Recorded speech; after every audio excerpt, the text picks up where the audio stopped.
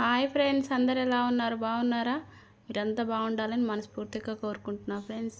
ఇవాల్టి మన వీడియో అయితే కమ్మని పప్పుచారు ఫ్రెండ్స్. అద్దిరిపోయే పప్పుచారు అయితే చేశాను ఫ్రెండ్స్. వీడియో మొత్తం చూడండి ఫ్రెండ్స్. సూపర్గా వచ్చింది పప్పు మాత్రం. ఇది మాత్రం నా చిన్నప్పుడు మా అమ్మ చేసే ప్రాసెస్లో పాతకాలం నాటి పప్పుచారు ఫ్రెండ్స్. కూరగాయలు ఇప్పట్లో మనం అన్ని రకాల కూరగాయలు వేసి చేసుకుంటాం కదా, అప్పట్లో మా అమ్మ మాత్రం ఇలా చేసేది. మా చిన్నప్పుడు మాత్రం సూపర్గా ఉండేది టేస్ట్ మాత్రం. అదే ప్రాసెస్లో నేను ఇప్పుడు ఒక్కసారి ట్రై చేసా. నేను ఎప్పుడు చేస్తాను కానీ మీ ముందుకు ఇలా ఇచ్చా వీడియో రూపంలో. ఒక్కసారి నా వీడియోని మొత్తం చూసి కామెంట్ చేయండి, లైక్ చేయడం మర్చిపోద్దు. ఓకేనా ఫ్రెండ్స్? ఇక్కడైతే నేను పెట్టుకొని తిన్నా, అద్దిరిపోయింది, కమ్మగా వచ్చింది పప్పుచారు. మొత్తం ప్రాసెస్లోకి మనం వెళ్ళిపోదాం. ముందుగా అయితే మనం తగినంత పప్పుని, ఒక 2 చిన్న గ్లాసుల పప్పుని అయితే నేను తీసుకున్నా. కొంచెం మన పప్పుకి ఎక్కువ అవసరం లేదు, కొంచెం తక్కువైనా పడుతుంది పప్పుకి, పప్పుచారు కాబట్టి. ఈ పప్పుని నీట్గా కడిగేసుకుందాం. 2 గ్లాసులు అయితే నేను తీసేసుకున్నా. నీట్గా ఒక 2-3 సార్లు వాష్ చేసేసుకొని కుక్కర్లోకి మంచి వాటర్ పోసేసుకొని తగినంత వాటర్ వేసేసుకోండి. ఎక్కువ వద్దు, పొంగిపోతుంది. తగినంత వాటర్ వేసేసుకున్న తర్వాతకి ఒక చెంచాడు పసుపు వేసుకుందాం. ఒక చెంచాడు పసుపు వేసేసుకొని కుక్కర్ మూత పెట్టేసుకొని ఒక 2-3 విజిల్, మెత్తగానే ఉడకాలి పప్పుకి, పప్పుచారు కాబట్టి. ఒక 2-3 విజిల్లు వచ్చేంత వరకు ఉడకబెట్టేసుకుందాం. ఈలోపు మనము చారులోకి చింతపండుకి కడిగేసి నీట్గా పెట్టేసుకుందాం, నానబెట్టేసుకొని. ఆ తర్వాతకి మనం 2-3 విజిల్లు వస్తే పప్పునైతే ఉడకబెట్టుకున్నాం.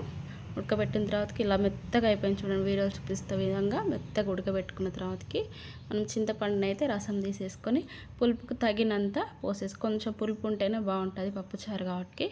ఈ సమ్మర్ స్పెషల్ కాబట్టి ఫ్రెండ్స్, సమ్మర్లో ఖచ్చితంగా పిల్లలకైనా పెద్దలకైనా చలువ ఉంటుంది పప్పుచారు. ఒక్కసారి ఇలా ట్రై చేయండి, బాగుంటుంది. తినబుద్ధి కానప్పుడు నోటికేది ఇలా ఒక్కసారి పల్చగా పప్పుచారు ఇలా చేసుకోండి. కూరగాయలు ఏం అవసరం లేదు, మనకు పప్పు ఉంటే చాలు.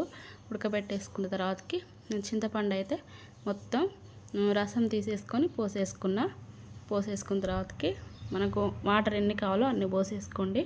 తర్వాతకి మనము కారం ఒక చెంచాన్నర, మనం ఎంత తింటారో కారం ఎక్కువ తినేవాళ్ళు ఎక్కువ, లేకుంటే తక్కువ. నేనైతే చెంచాన్నర కారం వేసేసుకొని ఒక స్పూన్నర వాటర్ వేసుకున్న తర్వాతకి ఒక స్పూన్నర కారం వేసుకున్నా ఫ్రెండ్స్. కారం తర్వాతకి ఒక స్పూన్నర ఉప్పు వేసుకున్నా. ఉప్పు వేసేసుకొని బాగా మిక్సింగ్ చేసేసుకొని ఉప్పు కారం అన్నీ సరిపోయినా చూసుకోండి. ఒక్కసారి సరిపోయినా మళ్ళీ వేసుకోవచ్చు కొంచెం. నేనైతే ఒకసారి టేస్ట్ చూసా, కరెక్ట్గా సరిపోయినాయి. ఉప్పు అయితే మళ్ళీ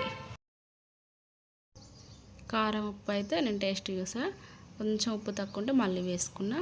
ఇదైతే బాగా ఒక 2-3 పొంగులు వచ్చేంత వరకు ఈ చారు మరిగించాలి. మరిగిస్తేనే టేస్ట్ బాగుంటుంది ఫ్రెండ్స్. మనకైతే కారం వేసుకున్నాము, ఉప్పు, చింతపండు ఇవంతా బాగా ఎర్రగా కాగబెట్టుకుంటేనే టేస్ట్ బాగుంటుంది. నేనైతే 2-3 పొంగులు ఒక 10-12 నిమిషాల వరకు బాగా మంచిగా కాగబెట్టుకున్న, రెడ్ కలర్ వచ్చేంత వరకు పప్పు మంచిగా ఉడకబెట్టిన పప్పులోకి ఇవన్నీ వేసుకున్నాం కదా, మంచిగా కాగబెట్టుకున్న తర్వాతకి దీన్ని అయితే పోపు పెట్టుకుందాం.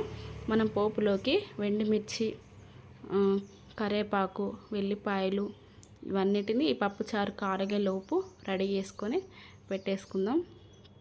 వీడియోలో చూపిస్తున్న విధంగా అలా ఒక 2-3 పొంగులు రావాలి. పప్పు అయితే చూడండి ఎంత కొంచెం ఇంకాలి, దిగింది చూడండి పప్పు. కొంచెం ఇంకిన తర్వాతకి పప్పుని అయితే పక్కకు పెట్టేసుకున్న తర్వాతకి తాలింపు కోసం గిన్నె పెట్టేసుకొని ఆయిల్ వేసుకొని జీలకర్ర, వెల్లిపాయలు, ఎండుమిర్చి, కరివేపాకు అన్నీ రెడీ చేసుకున్నాం కదా ఫ్రెండ్స్. రెడీ చేసుకున్న పోపులోకి వేసేసుకుందాం.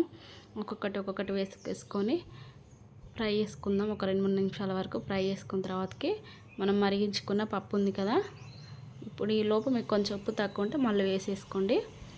ఆ తర్వాతకి ఇవన్నిటిని ఫ్రై చేసుకున్న తర్వాతకి కరివేపాకు కొంచెం ఎక్కువనే వేసుకుని బాగుంటుంది టేస్ట్.